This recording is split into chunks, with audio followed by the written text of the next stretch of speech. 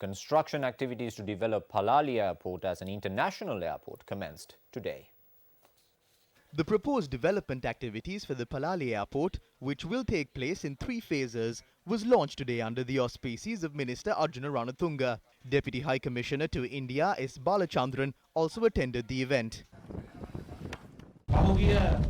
I must say that it was the Prime Minister who took the initiative to ensure this project will be a success. He coordinated with the Indian High Commissioner's office and the Indian government and convened weekly meetings to inform everyone that this project must be completed by August. It takes hours for locals to reach the Katnayaka International Airport. We have held discussions with the Government of India and they have agreed to support us financially. During a recent meeting with the Secretary of Aviation, I requested for the financial aid to be increased. We hope to complete the development activities by August. A total cost of approximately 2,250 million rupees has been estimated for the development of the Palali Airport. Of the 2,250 million rupees, Sri Lanka will receive 300 million rupees from India as financial aid. Following the completion of the proposed development activities, the Palali Airport will be able to handle aircrafts within a total distance of 1,800 square kilometers.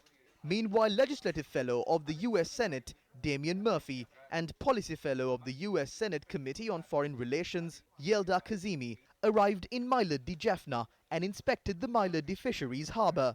2 officials of the Tellipalai Divisional Secretariat were also present. This harbour was damaged, fully damaged. After the government and semi-NGOs jointly planned that to develop these areas. In stage 1, they are planned 400 million developed to invest to these areas. Many facilities for develop these harbour projects. Sri Lankan fishing, the 1/3 give me the Myliddi people. The houses are fully occupied by the armies. After that, 2013, fully demolished, fully damaged by the military. The churches, St. Mary's Church, including and religious places and community places. Also destroyed. Another, this area, this side released. Okay. This time released. Last released this area. This area, one commando bungalow. One commando bungalow is here. This 400 meter square. Thereafter, the officials arrived at the Myliddi North Mulaveri settlement village and spoke to its residents. I understand that this is still a pretty serious issue and it's not been resolved because we read about numbers. Thousands of acres have been released. We think that the situation is maybe moving faster than it really is.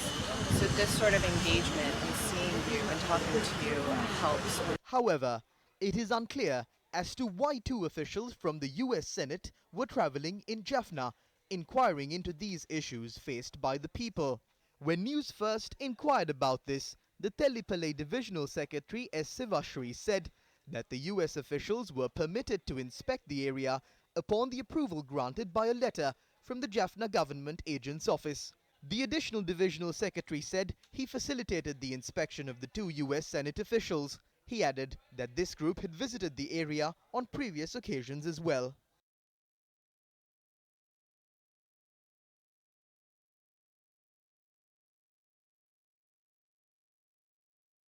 The 3 agreements linked with the United States of America, namely SOFA, AXA and the Millennium Challenge Corporation, have been the topic of discussion across the country in the recent past. Critics claim that the US government aims to build an economic corridor connecting the Trincomalee Harbour with the Colombo port and to allow US forces to exchange supplies and services with US warships. However, the President, ministers and MPs representing the government as well as the opposition have pledged that they will not sign any agreement that will threaten the security and sovereignty of Sri Lanka. The SOFA agreement, which is now being introduced as the Visiting Forces Agreement, includes provisions for US forces to enter Sri Lanka. I am against such proposals. I have expressed my opposition to the cabinet as well. We will not allow the government of any country, including the US, to enter Sri Lanka and establish military bases. The present government will not sign any agreement or take any decision that threatens the security or sovereignty of our country. විසුම් අත්සන් කරන්න මේ රජය කිසිසේත්ම සූදානම් නැහැ. අපි මොනම අවස්ථාවකදීම No matter how unstable the situation is, we will never agree to anyone or sign any agreement that will harm our country. එක කාටවත් එකක වෙන්නටත් බෑ. ඊයේ මාව හම්බෙන්න ආවා. Members of the Bar Association came to meet me yesterday. They explained facts of the SOFA agreement. They spoke about other agreements that facilitate the SOFA agreement, such as the Lands Act. This is the prevailing situation in the country. The international community has influenced every ministry in Sri Lanka. For the first time in history, the government employs an officer whose salary is being paid by the government of another country. There is internal pressure.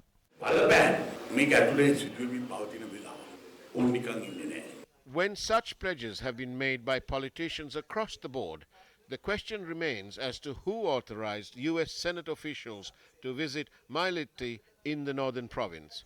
What is their intention? Where were these officials when Sri Lanka needed them the most in the past? Why the sudden interest in our affairs, especially matters related to land? It must be remembered that Sri Lanka is a sovereign nation, and while her politicians may be inclined to sell our nation's freedom for political survival, the people of Sri Lanka will fiercely resist any such attempt. Yes, we need the help and support of all nations, but not at the expense of our freedom and sovereignty. Sadly, today, our leaders are unable to stand strong against foreign nations pursuing their interests at the expense of our own. Political parties have divided themselves into various camps, some supportive of one camp, while the other supportive of another. This situation will only weaken our state, allowing our people's rights as citizens to be violated. Our request to our leaders is this: please stop selling our nation. Stop giving away our national assets and our land. Stop weakening our state. Stop giving in to geopolitical pressure and putting the future of our nation at risk. If you cannot handle this situation by protecting the interests of our nation, please, for the sake of our future generations, leave.